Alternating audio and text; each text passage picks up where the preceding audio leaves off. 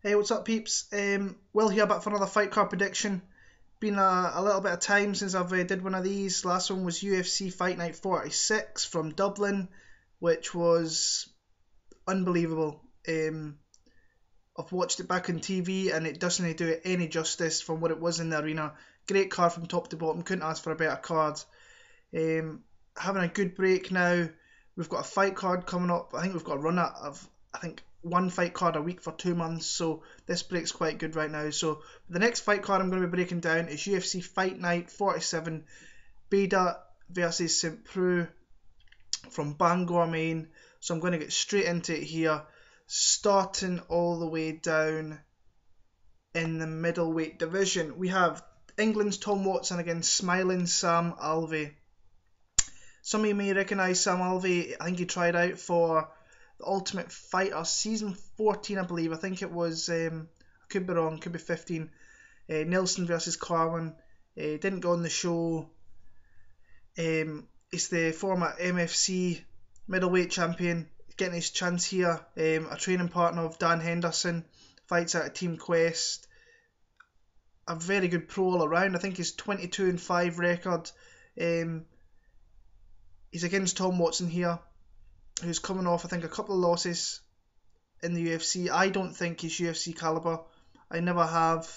I think he should be back on over here in Europe fighting in the Cage Warriors and Bama. I think that's where he belongs, if I'm being honest with you.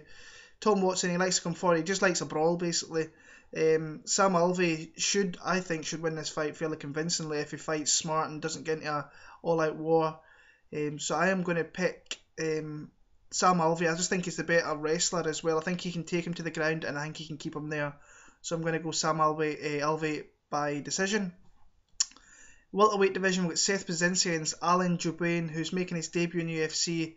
A guy I've watched for a long time in the RFA. I think he's only got a couple of losses. Chidi Njokuani is one of them, and I know Mike Rhodes, a favourite of mine, beat him about a year ago, maybe less than a year ago. In fact, tough fighter, very good on his feet, and he's decent on the ground as well. He likes to try and keep it on the feet, but Seth Brzezinski I thought as much as he took a beating in his last fight against Thiago Alves, I thought he held his own against Thiago and gave as good as he got. And but Alves, I thought, did look great in that fight. But Seth Brzezinski showed he's got heart and he's got a chin, and I think this is enough to get him through in this fight. I haven't seen anybody picking Jubran yet. I can't see very many people picking him, but this could be an upset one to kind of look at here if you're having a really close look at it. Personally, I don't think he's got enough to beat Brzezinski. I think Brzezinski will take a decision here. Maybe a split. I can go a split decision, Seth Brzezinski. Next up, we've got a very intriguing fight in the women's bantamweight division. We've got Sara McMann against Lauren Murphy. Sara McMann, this is going to be her first fight since she lost in the first round to Ronda Rousey, UFC 170, where she got hit with a knee to the body, which crumpled her. If you know what a knee to the body feels like, then you know how Sara McMann felt. I've took a couple of them from a friend who's a Muay Thai fighter, and they're not great. They're not good at all. I wouldn't advise anybody to go out even trying it either, because it's not good. It's just not good shit. Just don't do it. Top class wrestler. We haven't seen much of her on her feet. She's going to try and take this fight to the ground. Lauren Murphy's a very scrappy fighter. She's undefeated, I believe. She beat Miriam Nakamoto at Invicta 7, which I've watched over the last few days. I think she's got more KOs, TKOs than she has decisions. So you can see she's dangerous on her feet, which means that Sara McMann is probably going to come forward here and she's going to try and take this fight to the ground and maybe get a submission, but more than likely get a decision. So I'm going to go Sara McMann by decision, just due to the toughness of Lauren Murphy. Next up is a big fight in the flyweight division. We've got Jussier Formiga de Silva against Zach Makovsky. Zach Makovsky's come into the UFC, 2 good wins over tough guys and Scott Jorgensen and Josh Sampo. He wins this fight he's probably put himself right in line from the way the UFC flyweight division is looking right now. He's put himself right in the shop window for a title shot. Chris Carriaso's against Demetrius Johnson at UFC 177. So if Chris Carriaso can win 3 fights in the UFC and get a title shot, I very much think that Zach Makovsky can do the same. Jussier Formiga, I think he's come off a win over Scott Jorgensen. It was a little bit controversial. They clashed heads. Jorgensen went down and he leapt on a choke and he put him to sleep. Zach Makovsky, I think his wrestling's going to be too much. I think he's going to be non-stop on Jussier Formiga, and I can only see a decision in this fight. Formiga's tough to finish, especially if he's going to the ground, which Zach Makovsky will do. Probably try and take this fight to it. I think he's got the advantage on the feet as well. He's quicker, better footwork, better angles. He moves, just moves a lot better than Formiga, and Formiga's not the best on the feet. So I'm going to go Zach Makovsky by unanimous decision. Next up, we've got Thiago Tavares making his featherweight debut against Robbie Peralta. Robbie Peralta, very tough guy at featherweight, coming off a big win, going to Brazil and beating Ronnie Jason. You don't see very many fighters going down there and getting the decision. When that fight went to when I was watching the fight, I gave the fight to Robbie Peralta, and as I said on Twitter, I just looked the other day there, I gave him the fight. I don't think he's going to get the victory though. Surprisingly enough, the judges got it right. So yeah, tough guy to take down. Ronnie Jason, after he got hit with a few shots by Robbie Peralta, he tried to take him down, and he sprawled really well. And he, to be honest with you, Ronnie Jason didn't really look like taking him down at all. And after that, Peralta just kind of beat him up a little bit, and he got this decision victory, which was the correct decision. Thiago Tavares, I think he's won 3 of his last 4 fights, with the only loss being to Khabib. He beat wins over Sam Stout, Spencer Fisher, so nothing to kind of ride home about. But he's going to be the bigger guy in this fight. He's going to have the jiu-jitsu skills on the ground to maybe hurt Robbie Peralta, maybe take him down. I've seen a lot of people picking Tavares in this fight. I don't side with that. I like Robbie Peralta. It depends what Thiago Tavares shows up as well, because sometimes he can be a little bit up and a little bit down. So I'm going to go Robbie Peralta. I can maybe see him finishing this fight. I think I'm going to go 3rd round TKO. Next up, we've got Shaun Jordan coming off 2 losses against Jack May, who's coming off a loss against Derek Lewis. This is a heavyweight fight, so the chances of this one, of somebody going to sleep, is very, very high. And I think Shaun Jordan, this is a great fight for Shaun Jordan just to stay in the UFC. If he loses this fight, he is long gone. He shouldn't be in the UFC. Losses to Gabriel Gonzaga and Matt Mitrione, I believe it was.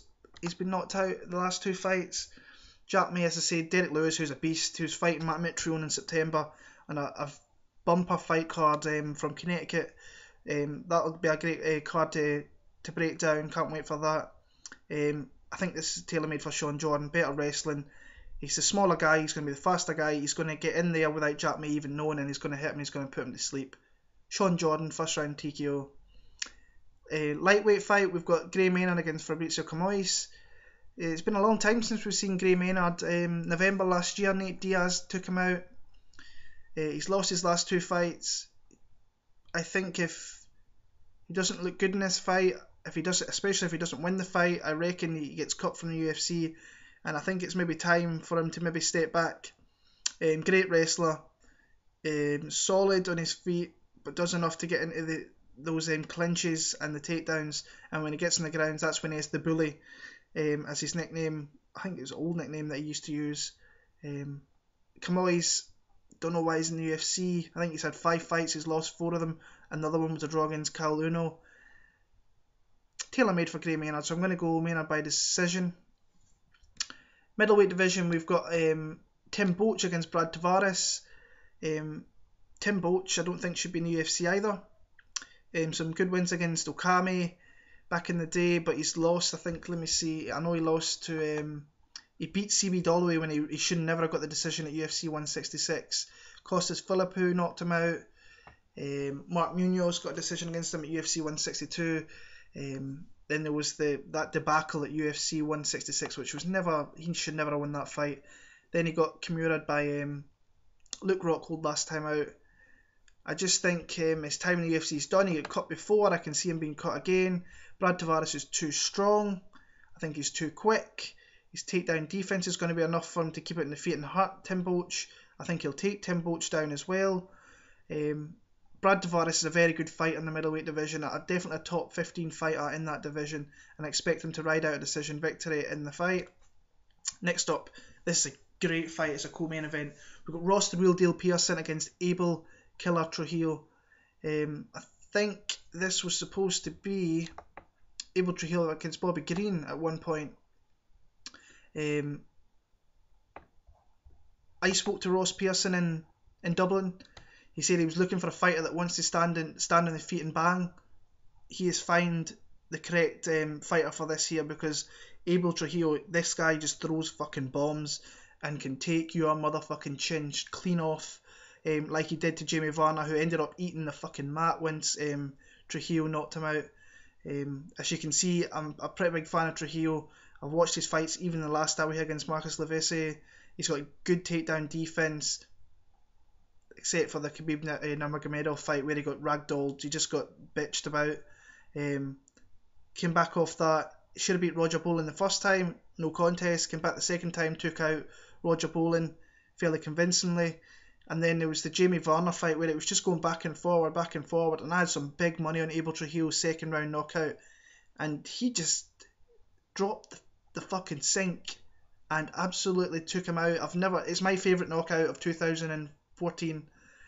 I lost my shit when I watched that fight, and I watched it earlier on as well. Every time I see it, I just lose my shit. So yeah, you can see I'm excited for this fight. Ross Pearson, he's coming off a horrible decision loss to Diego Sanchez. Ross Pearson won all 3 rounds, yet Diego Sanchez got the decision. Terrible decision. I told him in Dublin that I had big money on Diego Sanchez to win, and after he won, I actually felt dirty that I actually won a lot of money off that fight. And he says, buy me a drink, so I bought him a drink for it. Really nice guy. I just think this is a bad fight for Ross Pearson. If he's going to stand and bang with Abel Trujillo, I think it's only going to end in one way, and he's going to get knocked out. So I am going to go Abel Trujillo via knockout, and I think he's going to catch him in the first round knockout. And the main event, we've got Ryan Bader against Ovince St Preux. Two guys are right in the cusp of the top 10. I think they're top 10, maybe 9 and 10 in the division. St Preux's looked very impressive since he came over at the UFC. Looked good last time out, as did Bader, to be fair. With his submission victory over Ryan Jimmo. Before that, Von Flue choke of Nikita Krylov, Cody Donovan he knocked out. So he's on a little bit of a streak in the UFC, 4 fights. And he's against a veteran of the UFC in Ryan Bader, who is coming off of a victory against Fei Zhao, where Fei Zhao just didn't turn up and Ryan Bader was just too good for him. The wrestling advantage, I believe, will just probably go to Ryan Bader, but I believe that St Preux is just as good a grappler as Bader, and I think he will show it in this fight. I reckon it's going to be very close. I can see a lot of the John Jones Ryan Bader fight in this, so I think Bader's going to try and get the takedown. I can see St Preux stopping it, and I can maybe see a very late finish for Ovince St Preux in this fight, and I think if he keeps on going towards the submissions and looking for submissions, he will. I think he can catch Ryan Bader with that submission. So I'm actually going to go with Ovince St Preux submission, 4th round. So that's my picks for UFC Fight Night 47. Come follow me on Twitter, BigBulba7MMA. Come follow some of the good guys on there, Dicker410. You've got Andy and MTL. And you've got MMA fan Michael, who we love busting, taking the piss out of one another. Come and follow those guys, great guys who are big fans of the sport. And thank you everybody for watching my videos, very much appreciated. I'll be back for UFC Fight Night 48, Henderson versus Dos Anjos, and then we're on the rundown UFC 177, and then we have UFC 178. Just an amazing card with some amazing fights. John Jones, the notorious Conor McGregor, Daniel Cormier, Dustin Poirier, Dominic Cruz, Bobby Green, Kat Zingano. What more could you ask for? An absolutely stunning card. I can't wait to break that one down for you. So come follow me on Twitter, BigBulba7MMA. Shite. Ooh, shouldn't have said that. Share and like this video, and I will be back for Dos Anjos Henderson in about a week's time. Enjoy the event when it comes next week. Bye.